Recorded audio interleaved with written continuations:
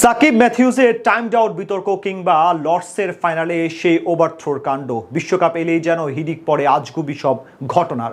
এসব কাণ্ড যেমন খেলোয়াড়দের মধ্যে সৃষ্টি করে বিতর্কের, তেমনি দর্শকদের মনে তৈরি করে জটিলতা। টি-20 বিশ্বকাপকে সামনে রেখে তাই আগে ভাগে সব নিয়ম জানিয়ে রাখছে আইসিসি।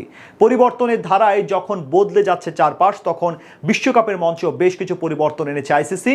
বিশ্বকাপে কেমন ধরনের পরিবর্তন এনেছে আয়োজকরা, সেটাই শুনবো আজকের প্রতিবেদনে।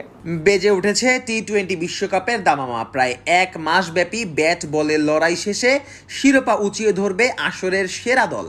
এবারই প্রথম 20 দল নিয়ে বিশ্বকাপ আয়োজন করছে আইসিসি।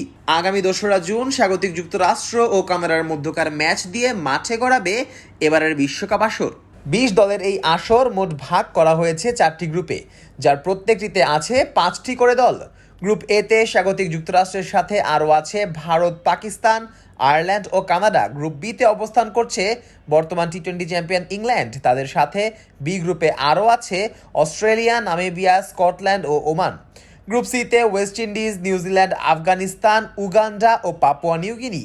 আর গ্রুপ ডি বা অনেকের মতেই গ্রুপ অফ ডেতে আছে বাংলাদেশ, দক্ষিণ আফ্রিকা, শ্রীলঙ্কা, নেদারল্যান্ডস ও নেপাল। প্রতিটি দল গ্রুপ পর্বে একে অন্যের বিপক্ষে খেলবে একটি করে ম্যাচ, যার ফলে গ্রুপ পর্বে একটি দল মোট পাবে 4টি ম্যাচ। সেখান থেকে প্রতিটি গ্রুপের 2 শীর্ষ দল চলে যাবে সুপার 8-এ। প্রতিটি জয়ের জন্য গ্রুপ পর্বে দলগুলো পাবে 2টি করে পয়েন্ট। আর যদি খেলা পরিত্যক্ত হয়ে যায় কিংবা বৃষ্টিতে ভেসে যায়, তাহলে 2 দলই পাবে সমান 1টি করে পয়েন্ট। এদিকে যদি গ্রুপ পর্বে কোনো 2 দলের পয়েন্ট সমান থাকে, সেক্ষেত্রে হিসেব করা হবে রান রেট। সেখানেও যদি পয়েন্ট সমান থাকে, তাহলে হেড টু হেড বিবেচনা করে জয়ী দল চলে যাবে সুপার 8-এ। এছাড়া ম্যাচ যদি কিনা ড্র হয়, তাহলে খেলা গড়াবে সুপার ওভারে। তবে এবার আর অবশ্য সুপার ওভার ড্র হলে বাউন্ডারি হিসেব করা হবে না। যতক্ষণ না পর্যন্ত ম্যাচের কোনো ফলাফল পাওয়া যাচ্ছে, ততক্ষণ পর্যন্ত চলবে সুপার ওভার। সুপার 8 থেকে 2টি গ্রুপের শীর্ষ 2টি দল যাবে সেমিফাইনালে, যেখানে এক গ্রুপের চ্যাম্পিয়ন অন্য গ্রুপের রানার্স আপ দলের মুখোমুখি হবে।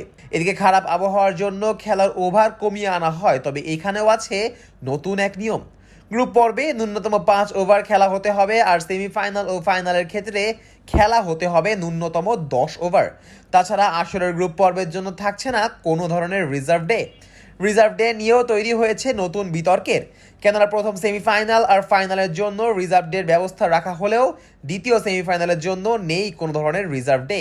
মূলত দ্বিতীয় সেমিফাইনাল থেকে ফাইনালের মধ্যে আছে শুধুমাত্র একটি দিন, যেটা আবার আইসিসির পরিকল্পনা অনুযায়ী হবে ট্রাভেল ডে।